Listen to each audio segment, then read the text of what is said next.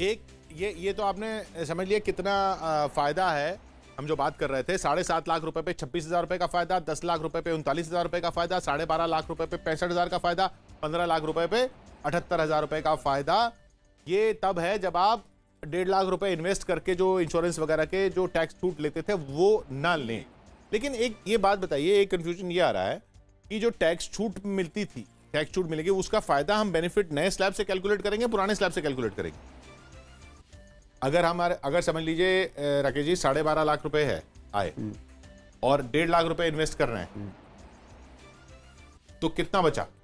देखिए, मुझे ऐसा लगता है, हालांकि क्लियर नहीं था, कि जो टैक्स स्लैब्स हुए हैं वो असेसमेंट ईयर 2021-22 के लिए हुए हैं। ठीक है। तो जो टैक्स लाइबिलिटी निकलेगी वो नए जो टैक्स रेट्स हैं, स्लैब्स हैं, उसके हिसाब से निकलेगी। अच्छा। तो हमको जो कंपैरिजन करना होगा वो जो टैक्स लाइबिलिटी करंट जो स्लैब्स जो आज जो बताए गए हैं उसके हिसाब से निकालना पड़ेगा, और फिर कंपैरिजन हमको करना पड़ेगा फिर कि डिडक्शन 1.5 लाख की विद रेफरेंस डिडक्शंस ली जाए या नहीं ली जाए। तो ये जो फिगर है हमारी, ये दे में अंडरगो चेंज। मतलब ये नहीं, ये वाली तो ठीक है, 26, 39, 65, 78, ये तो ठीक है, ये तो ठीक है। अब हम जो कंपैरिजन कर रहे हैं निवेश वालों के साथ। जी हाँ, तो निवेश कंपैरिजन सिर्फ इतना ही होना चाहिए कि 1.5 लाख रुपए की छूट लेने के बाद करंट स्लैब से क्या टैक्स बनता है, ठीक है, और 1.5 लाख रुपए की छूट ना लेकर करंट टैक्स स्लैब से क्या, लेकिन उससे तो फिर उससे फिर कंपैरिजन होने का मतलब नहीं है। हाँ। अब ये फाइन, जब करंट टैक्स स्लैब में आपको निवेश का फायदा ही नहीं मिल रहा है तो करंट टैक्स स्लैब कैसे लगेगा? वो तो नहीं लगेगा। देखिए, मेरा मानना है कि मान लीजिए आपकी इनकम 10 लाख है, हम 10 लाख का एग्जांपल लेके चलते हैं। अगर हम डिडक्शन लेते हैं तो टोटल इनकम 8.5 लाख पे टैक्स देना पड़ेगा। 8.5 लाख का, लेकिन पुराने रिजिम में। और अगर डिडक्शन नहीं लेते तो 10 पे देना पड़ेगा टैक्स, करंट नई रिजिम में। तो ये कंपैरिजन होंगे। चलिए ये कंपैरिजन कर लेते हैं। 10 लाख पे आपको नई रिजिम में कितना टैक्स देना पड़ेगा? नई रिजिम में मेरे को पूरा का 10 का 10 पे टैक्स देना पड़ेगा। 10 का 10 का टैक्स कितना हुआ?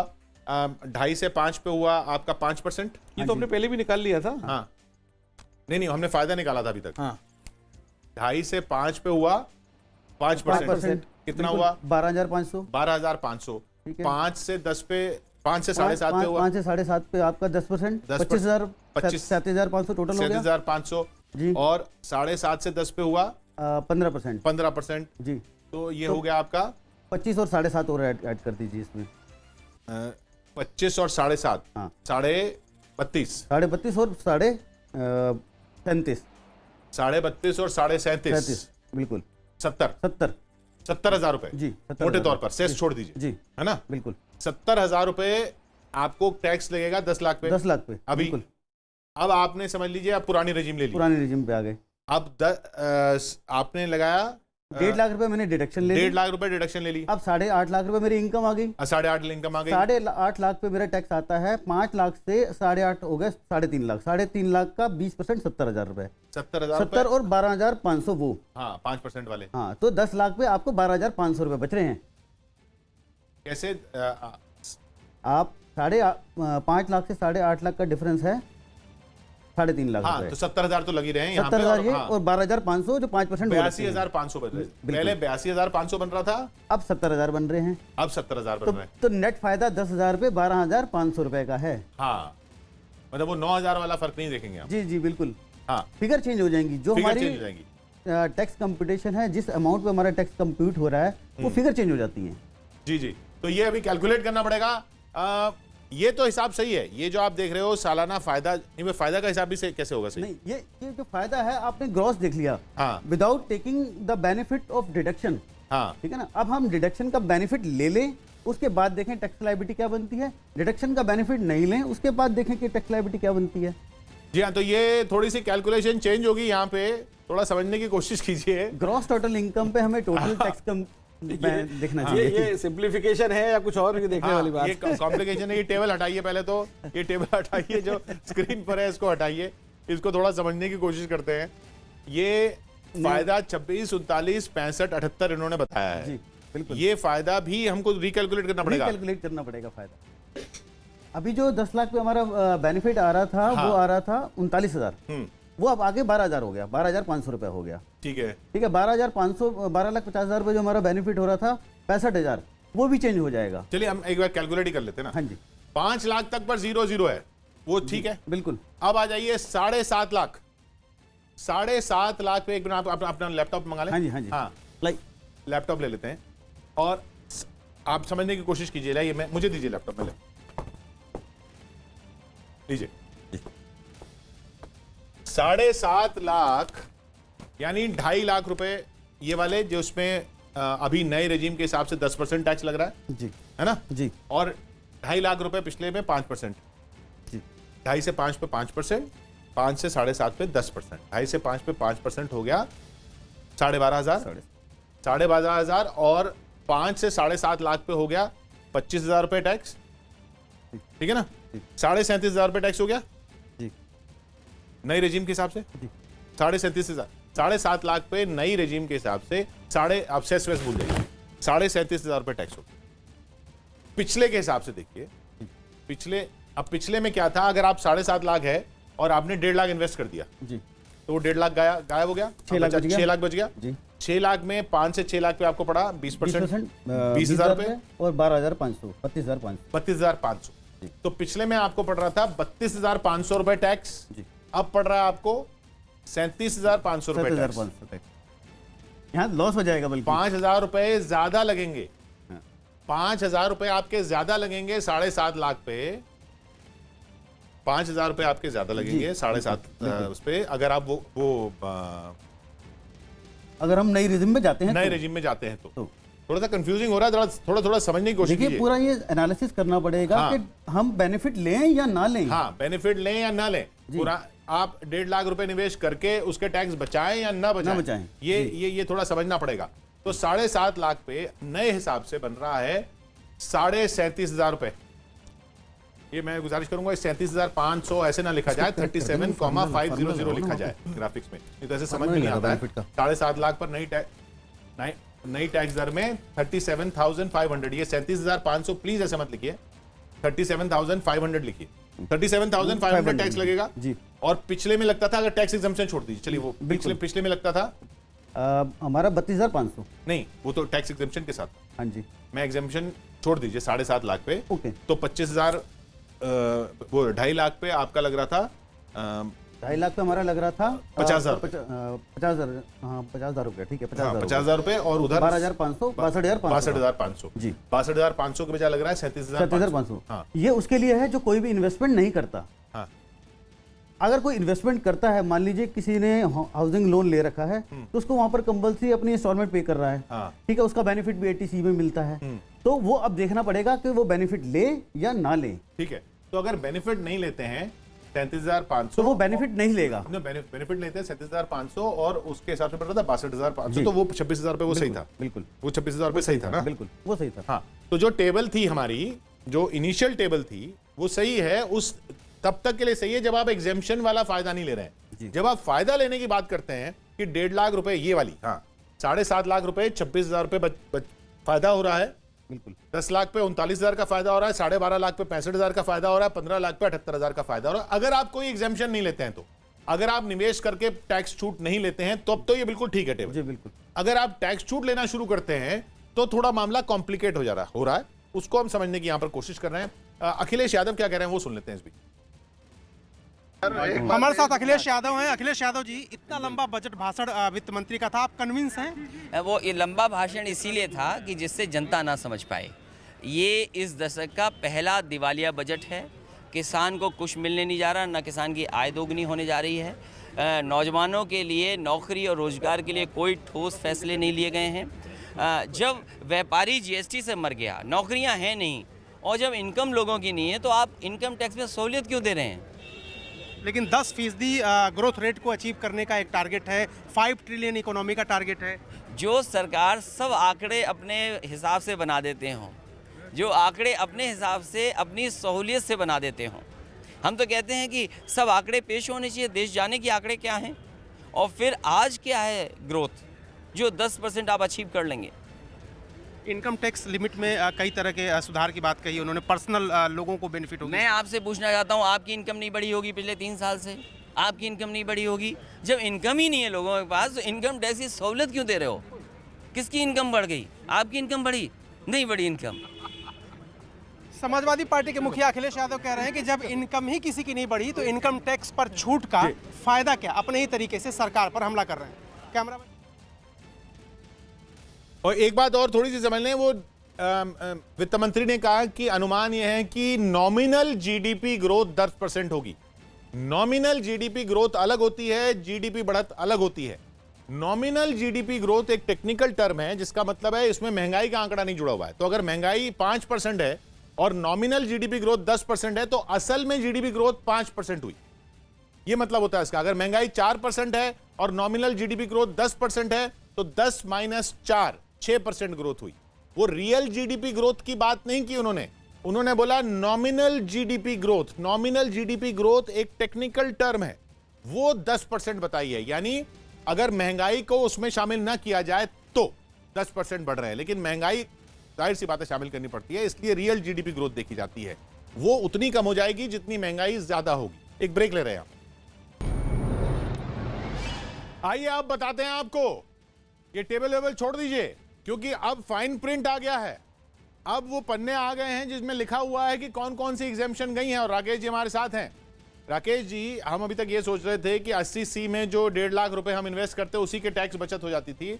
ये होम लोन वाला भी नहीं मिलेगा? नहीं, सेक्शन 24 की जो डिडक्शंस हैं उसको भी हटा दिया गया है। यानी होम लोन के प्रिंसिपल पे भी नहीं मिलेगा, जी हाँ। होम लोन के इंटरेस्ट पे भी नहीं मिलेगा? जी हाँ। कोई टैक्स चैप्टर 6A की जितनी डिडक्शंस हैं वो आप अवेल नहीं कर सकते हैं। ठीक है। यदि आप नए रिजीम में जाना चाहते हैं, हाँ। स्टैंडर्ड डिडक्शन यदि आप ले रहे थे वो स्टैंडर्ड डिडक्शन 50,000 रुपए की वो जो थी, जी हाँ। 50,000 रुपए की स्टैंडर्ड डिडक्शन मिल रही थी नौकरी पेशा लोगों को। जी हाँ। नौकरी पेशा लोगों को 50,000 रुपए की स्टैंडर्ड डिडक्शन मिलती थी। यानी आपकी अगर सालाना आमदनी 8 लाख है तो वो 7.5 लाख मानी जाती थी। 50,000 रुपए हटा के ये मान के कि 50,000 रुपए आपको नौकरी करने में आने जाने में खर्च हो जाते हैं, वो 50,000 रुपए की छूट, जो 50,000 रुपए पर टैक्स की छूट जो मिलती थी वो भी छोड़नी पड़ेगी। एलटीसी पर जो मिलती थी वो भी छोड़नी पड़ेगी। एलटीसी एलटीए भी? हाँ जी हाँ, वो भी छोड़ना पड़ेगा। एलटीसी एलटीए भी, जो लीव ट्रैवल अलाउंस जो मिलता है, जो टैक्स का जो कंसेशन होता था, टैक्स का कंसेशन मिलता था वो भी छोड़ना पड़ेगा। कि जो छुट्टी पर जाते हुए हाउस रेंट अलाउंस वो भी एचआरए, जी हाँ, वो भी छोड़ दें। जी हाँ। आप पहले पूरी खबरें सारी बता दीजिए, बुरी वाली। हाँ। और section 16 standard deduction, interest on housing loan, कोई डेप्रिसिएशन, कोई सेट ऑफ लॉस यदि कोई ले रहा था तो वो ये सारी चीजें उसको फोरगो करनी पड़ेंगी नए टैक्स रेट्स और नए टैक्स स्लैब में जाने के लिए। तो ये जो नई टैक्स दरें आप देख रहे हैं ना ऊपर पट्टी में, 10%, 15%, 20%, 25%, 30%, ये लेने के लिए आपको सारे जो छूट मिल रही थी वो छोड़नी पड़ेगी। होम लोन पर छूट ले रहे थे वो छोड़नी पड़ेगी, एलटीए की छूट मिल रही थी वो छोड़नी पड़ेगी, एचआरए पर छूट मिल रही थी, रसीदें देनी पड़ती थी ना किराए की, मकान मालिक से रसीद लेके, वो सब। एजुकेशन लोन पर तो कोई डिडक्शन थी भी नहीं, वो 80C के अंदर जो इंक्लूड हो जाता था। हाँ, वो 80C आपको छोड़नी पड़ेगी। वो ट्यूशन फी वगैरह सब, स्कूल फीस, जो एनएससी, लाइफ इंश्योरेंस, ये सब लेके जो छूट मिलती थी वो सब छोड़नी पड़ेगी। जो 2 लाख रुपए की नेगेटिव जो हमारी इंटरेस्ट की जो इनकम होती थी दूसरे हेड से सेट ऑफ हो जाती थी, वो भी अलाउड नहीं होगी। अब अलाउड नहीं होगी। वो कौन सी होती थी? सेक्शन 24 में हाँ 2 लाख रुपए तक यदि कोई सेल्फ ऑक्युपाइड हाउस है उस पर मैंने लोन लिया हुआ है, हाँ वही जो इंटरेस्ट पे करता था, होम लोन वाली। जी हाँ, वो भी मुझे छोड़नी पड़ेगी। 2 लाख रुपए का मैक्सिमम बेनिफिट मिल जाता था। 2 लाख रुपए होम लोन पे जो मिलती, 2 लाख रुपए तक के ब्याज देने पर होम लोन पे जो छूट मिलती थी टैक्स की, वो भी छोड़नी पड़ेगी। तो होम लोन की टैक्स छूट छोड़िए, एचआरए की, किराए के घर की, किराए के मकान की, किराए के रसीदों वाली टैक्स छूट छोड़िए आप, और आप एलटीए पर मिलने वाली टैक्स छूट को छोड़ दीजिए, एलआईसी में जो प्रीमियम भरते थे उस पर मिलने वाली टैक्स छूट को छोड़ दीजिए, आप पीएफ पे मिलने वाली टैक्स छूट को छोड़ दीजिए, तब आपको ये वाली दर देनी पड़ेगी, नहीं तो वो पुरानी वाली ही देनी पड़ेगी। और जो ये सब देख के लग रहा है कि वो तो पुरानी वाली ठीक थी। जी हाँ जी, प्राइम एफएसआई तो ये लग रहा है। हाँ, मोटे तौर पर ये लग रहा है कि अब होंगे कुछ लोग ऐसे जिनका नई वाली में कुछ हजार रुपए का फायदा हो रहा होगा, लेकिन वो भी जो कुछ ही हजार रुपए का फायदा निकलेगा। हाँ, ये फायदा उन लोगों के लिए मोटा है जो पहले भी कोई छूट नहीं ले रहे थे। जी हाँ, या पहले आप कोई छूट नहीं ले रहे थे, अब भी आप कोई छूट नहीं ले रहे हैं, तो आपको ये फायदे हैं कि 7.5 लाख पे 26,000 का, 10 लाख पे 39,000 का, 12.5 लाख पे 65,000 का और 15 लाख पे 78,000 रुपए का फायदा। ये उनको लेकिन मैं नहीं है। समझता कि मिडिल क्लास के लोग पहले कोई छूट नहीं ले रहे थे, तो इसलिए मिडिल क्लास वाले लोगों को कोई फायदा होगा इन टैक्स हाँ, रेट क्योंकि से। ज्यादातर लोग तो छूट ले ही लेते जी थे। हाँ, जी हाँ, बिल्कुल। कम से कम अगर 15 लाख, अगर 10 लाख, ये सब अगर आपकी सालाना आमदनी है तो 50,000, 1 लाख, 1.5 लाख कुछ ना कुछ तो इन्वेस्ट कर ही लेता जी था। हाँ, जी हाँ। और वो इन्वेस्टमेंट पे छूट मिली। अगर सैलरीड है तो पीएफ तो कटता ही था, जी हाँ। इंश्योरेंस लोग ले ही लेते थे, जी हाँ। तो पीएफ कटने पे जो टैक्स की छूट मिल रही थी वो बच जाती थी, इंश्योरेंस लेते थे उसकी टैक्स की छूट बच जाती थी, स्कूल की फीस भरते थे उस पे टैक्स जो की छूट बच जाती टैक्स थी। की छूट मिलती थी वो बच जाती थी, आप होम लोन लेते थे उस पे टैक्स की छूट थी वो बच जाती थी। वो सारी लोग, ज्यादातर लोग तो ले ही रहे, या आमतौर पर एक middle class salaried house hold तो ले ही रहा था। अब वो सब छोड़ना पड़ेगा अगर ये लेना है। ये एक उस तरह से सिंपल है कि झंझट नहीं पालने होंगे, रसीदें लगानी पड़ती हैं, LIC ले लिया, ये सब, ये झंझट नहीं पालने होंगे। ई रिटर्न के बाद तो कोई रसीदें वगैरह नहीं लगानी पड़ती थी। हाँ, वो तो अब असेसमेंट यदि किसी का होगा, असेसिंग ऑफिसर कहेगा भाई जस्टिफाई करिए आपने रेंट पे किया है, तो उस केस में आपको सब्सटेंशिएट करने की आवश्यकता थी।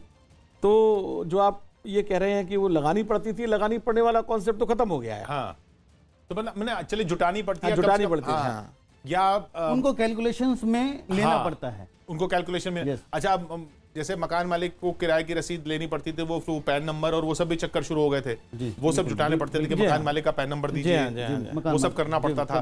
वो अगर आप उस झंझट से बचना चाहते हैं तो इस वाली में चले जाइए, नहीं तो पैसों का फायदा तो कोई substantial बहुत नहीं है। ज्यादा दिख नहीं रहा है, समझ में नहीं आ रहा है। कैलकुलेशंस कुछ आई हैं नीरज जी के पास, ये हम नीरज जी से समझने की कोशिश करेंगे। लॉस है बल्कि ओल्ड और न्यू में लॉस। हाँ, देखिए अगर हम कोई पर्सन मान लीजिए 12 लाख रुपए कमा रहा है, हाँ। ठीक है, और अगर वो डिडक्शन लेता है, ठीक है, और डिडक्शन नहीं लेता है, दोनों केस में अगर वो डिडक्शन लेता है, नहीं लेता तो 7800 रुपए का लॉस है उसको, अच्छा, और डिडक्शन नहीं लेता तो 18,200 का लॉस है 15 लाख तक की इनकम पे। चलिए ये मोटे तौर पर आप समझ लीजिए। देखिए ऐसा है, मोटे तौर पर ये समझ लीजिए, जो आपको निवेश करने पर जो छूट मिल रही थी ना, आपने प्रीमियम दे दिया, आपने स्कूल की फीस भर दी, आपने पीएफ जो दे दिया, इन सब चीजों पे 1.5 लाख रुपए अगर आपने इन्वेस्ट कर दिए तो उस पर छूट मिलती थी।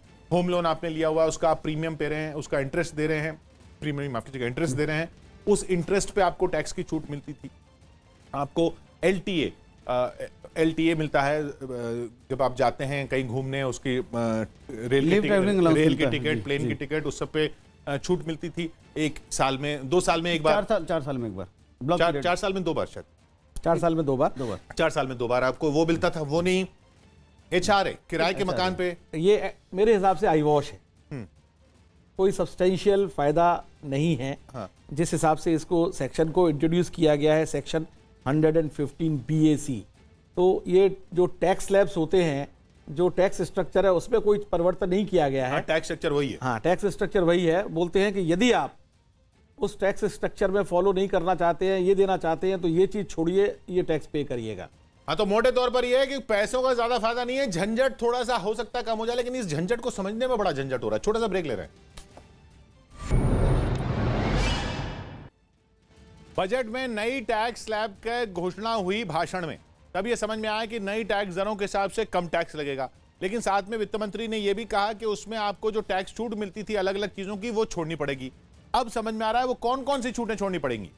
स्टैंडर्ड डिडक्शन 50,000 रुपए तक करा, 50,000 50,000 रुपए का स्टैंडर्ड डिडक्शन था कि आप नौकरी करते हैं तो आपकी तनख्वाह अगर समझ लीजिए जितनी भी है उसमें से 50,000 कम मानी जाएगी, यानी वो 50,000 पे आपको टैक्स नहीं लगता था। अगर 8 लाख तनख्वाह है, 8 लाख सालाना कमा रहे हैं तो 7.5 लाख माना जाएगा, 7.5 कमा रहे हैं तो 7 माना जाएगा, 10 कमा रहे हैं तो 9.5 माना जाएगा। 50,000 पे टैक्स नहीं लगता था, वो भी छोड़ना पड़ेगा। तो अब 10 कमा रहे हैं तो 10 माना जाएगा, वो 50,000 पे वहां पे वो छोड़नी पड़ेगी आपको। स्टैंडर्ड डिडक्शन में मिलने वाली छूट छोड़नी पड़ेगी, वो सबको मिलती थी। 80C में आप निवेश करते थे, 1.5 लाख रुपए तक का कर सकते थे, वो ऑप्शनल था, वो छोड़ना पड़ेगा, उस पे टैक्स छूट छोड़नी पड़ेगी। उसमें उस 80C में क्या क्या था, school fees, insurance premium, LIC हो गया, वही इंश्योरेंस के प्रीमियम, और आपका PF, school fees, insurance premium, ये सब जो छूट मिलती थी वो छोड़नी पड़ेगी। और तो और होम लोन पे जो छूट मिल रही थी वो छोड़नी पड़ेगी, LTA पे जो छूट मिलती थी वो छोड़नी पड़ेगी, HRA पर, हाउस रेंट अलाउंस जो छूट मिलती थी वो छोड़नी पड़ेगी। Standard deduction 80C, home loan, HRA, LTA, ये सब छोड़नी पड़ेंगी, तब आपको ये वाला फायदा मिलेगा जो दिख रहा है। जो फायदा बता देते हैं आपको। देखने में तो क्या लग रहा है कि 7.5 लाख पे 26,000 रुपए का फायदा, 10 लाख पे 39,000 का फायदा, 12.5 लाख पे 65,000 रुपए का फायदा और 15 लाख पे 78,000 रुपए का फायदा। लेकिन इतनी सारी छूट छोड़ने के बाद फायदा आखिर बचेगा कितना? घूम फिर के बात वहीं की वहीं आ जानी है। सचिन हमारे एक दर्शक हैं, वो सवाल पूछना चाह रहे हैं हमारे साथ। राकेश जी और नीरज जी हमारे साथ बने हुए टैक्स एक्सपर्ट। जी सचिन जी, क्या सवाल है आपका? जी, मैं ये जानना चाहता हूँ, मेरी सैलरी 7 लाख रुपए सालाना है, मेरे ऊपर कितना टैक्स बनेगा? 7 लाख रुपए सालाना है। नहीं, पहले कितना बन रहा था ये पता है आपको? जी, अभी वो तो नहीं देखा है मैंने। हाँ, आप इन्वेस्टमेंट क्या क्या करते हैं आप कितना इन्वेस्टमेंट करते हैं? और HRA का क्या बेनिफिट लेते हैं? जी, मेरे पास LIC है, ट्यूशन फीस बच्चों की जमा करता हूँ, इसके अलावा म्यूचुअल फंड में निवेश करता हूँ 50,000 के करीब। अच्छा जी, तो फिर आप पुराने ही रिजीम में रहिएगा जी, तो आपको कोई टैक्स नहीं देना पड़ेगा। हाँ, पुराने में ही रहेंगे तो ही फायदे में रहेंगे। और HRA भी लेते थे आप? जी। हाँ, तो फिर तो आप पुराने में रहिए मेरे पुराने ख्याल से। regime बिल्कुल 5 लाख तक टोटल इनकम उनकी पहुंच जाएगी और उस हाँ। पर कोई टैक्स नहीं होगा। 7 लाख आपकी सालाना आय है, उसमें आप 1.5 लाख रुपए आप इन्वेस्ट कर रहे हैं। इसके अलावा आप 50,000 इनको सैलरी की डिडक्शन मिल जाएगी, standard deduction। 7 लाख अगर आपकी सालाना आय है तो 50,000 रुपए तो आपकी स्टैंडर्ड डिडक्शन थी, यानी वो 50,000 रुपए हटी, 6.5 लाख रुपए बचे।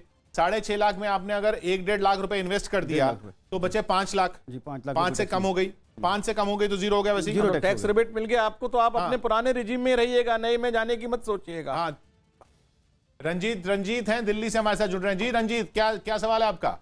ये जो टैक्स, जो नया टैक्स स्लैब है वो 5 लाख तक जीरो रहेगा, 5, और उसके बाद जो हमारा जो बाकी जो इनकम है 5 से 7 लाख, उसमें क्या हमें 10% छूट मिलेगा, या ये ग्रॉस इनकम है 5 से 7 लाख तक के ग्रॉस इनकम पे जो है 10% का रिबेट है?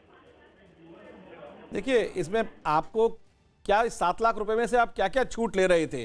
यदि छूट लेने के बाद आपकी इनकम 5 लाख से कम हो जाती है तो आपको सेक्शन 87A का रिबेट मिलकर आपकी इनकम पर कोई टैक्स नहीं देना होगा।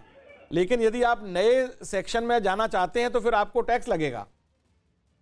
अगर आप ये देखिए ना, आपको नई अगर आप नई टैक्स दर से टैक्स देना चाह रहे हैं तो स्टैंडर्ड डिडक्शन सबसे मेन बात है। स्टैंडर्ड डिडक्शन 50,000 रुपए, 50,000 रुपए की स्टैंडर्ड डिडक्शन थी हर नौकरी पेशा के लिए। ये सिर्फ नौकरी पेशा लोगों के लिए थी, सिर्फ नौकरी पे, सिर्फ नौकरी। ये ध्यान रखिए, स्टैंडर्ड डिडक्शन सिर्फ नौकरी पेशा लोगों के लिए है। स्टैंडर्ड डिडक्शन मतलब कि जितनी आपकी तनख्वाह है उससे 50,000 रुपए कम मानी जाती है टैक्स के लिए।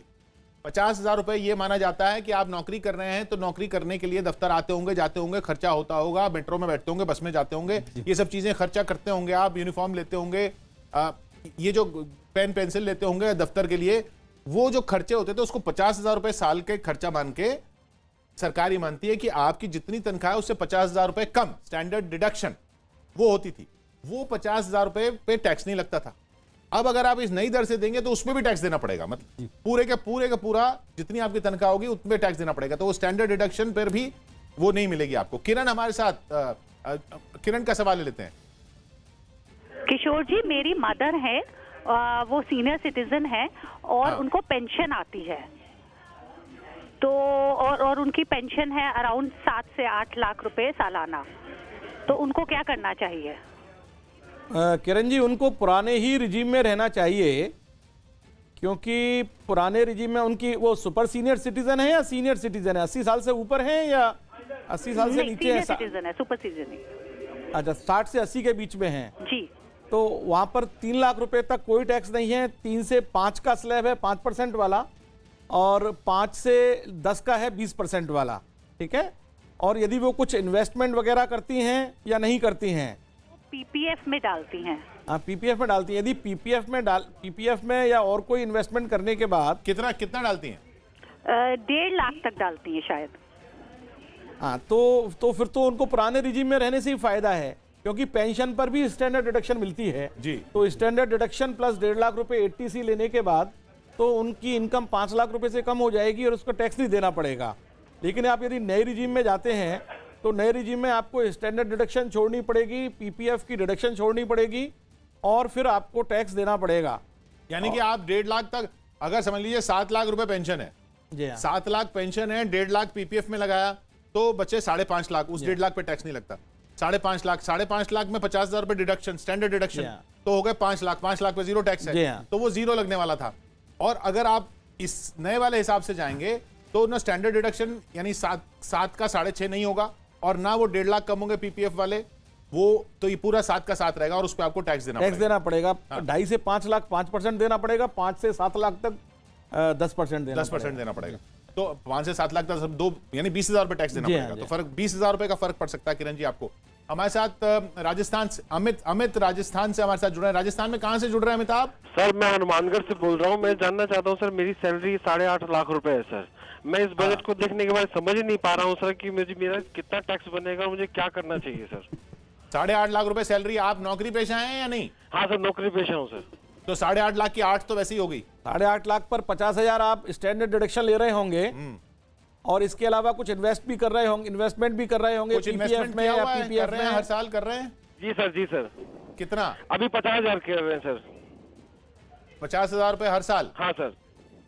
तो हाउसिंग लोन भी है क्या होम आपका? लोन नहीं है? सर, हाउसिंग लोन कोई नहीं है सर। हाँ। पीएफ कटता है, हाँ पीएफ कटता है सर। वो 50,000 से अलग है। हाँ सर, वो अलग है कितना कटता है पीएफ लगभग? सर। वो बताओ, लगभग बताओ। 3300-3400 के आसपास है सर। हर महीने। हाँ सर। तो 12 3 36 40,000 40,000 के आसपास। 40,000 रुपए करीब। 50,000 रुपए आप इन्वेस्ट करते हैं, 40,000 पीएफ कटता है, उस पर भी टैक्स छूट मिलती है। 90,000 ये हुआ। 50,000 रुपए स्टैंडर्ड डिडक्शन हो गया। जी हाँ। 1,40,000 1,40,000। तो 8.5 में से 1.5 लाख रुपए आपके ये कम हो गए। 7 लाख रुपए पर आप अभी टैक्स दे रहे हैं, जी हाँ। और 7 लाख रुपए पे ये टैक्स कितना दे रहे होंगे? 2.5 लाख से 5 लाख तक 5% दे रहे हैं, उसके बाद 20% दे रहे हैं। 5% यानी कि 12,500 12,500, और 5 से 7 पे 20% यानी कि 14,000 रुपए, नहीं 5 से 7 पे 40,000 रुपए। 40,000 रुपए। 40 और 12.5 12.5 52,500। हाँ, लगभग आप 52,000 रुपए का टैक्स अभी दे रहे होंगे साल का। जी सर। साल का अभी आप 52,000 रुपए का टैक्स दे रहे होंगे। अब अगर आप नई वाली रेजिम लेते हैं तो 8.5 लाख पे आपको कितना टैक्स देना पड़ेगा? 12,500 प्लस 25,000 37,000, हाँ। और 50,000 पर 15% 7,500। 45,000। यस। तो अभी 52 दे रहे आप, 45 देना पड़ेगा। तो 4-5 हजार रुपए का फर्क आ सकता है आपके केस में। 4-5 हजार रुपए का फर्क आ सकता है हमें।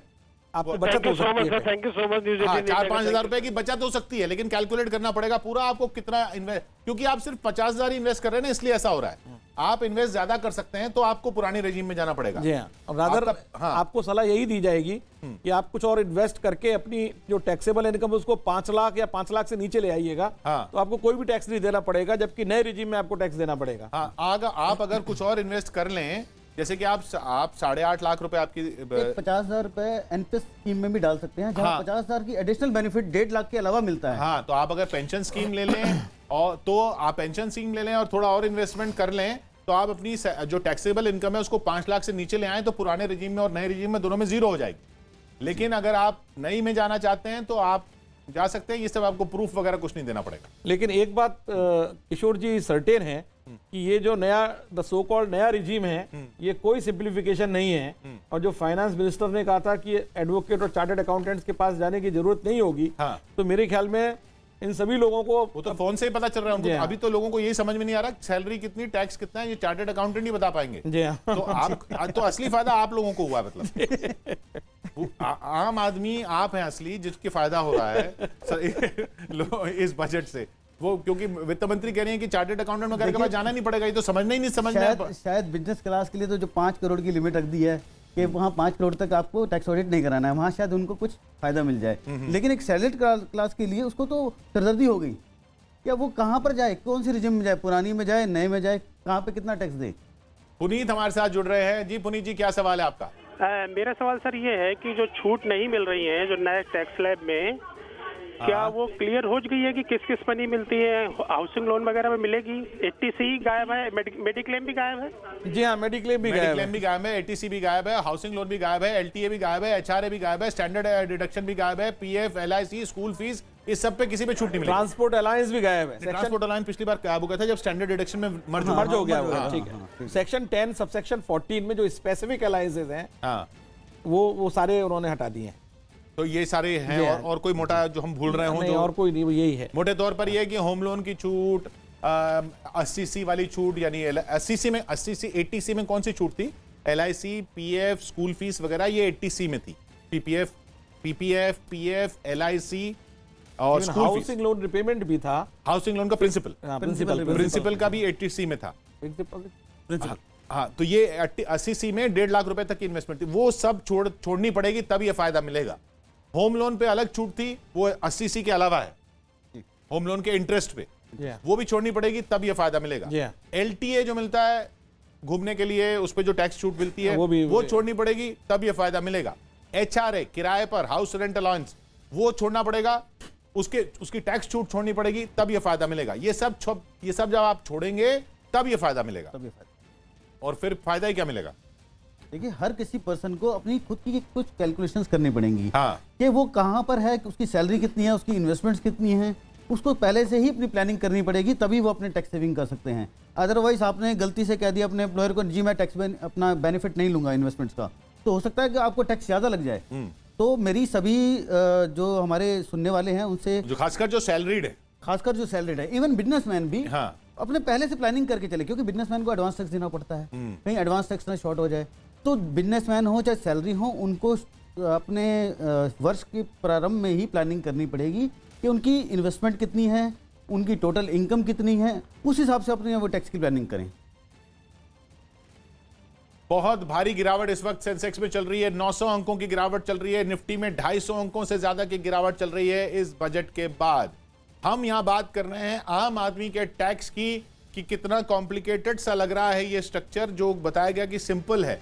अब हो सकता है ये जब एक बार इसमें आदत हो जाए तब थोड़ा सा सिंपल लगे, लेकिन उसके लिए बहुत कुछ छोड़ना पड़ेगा।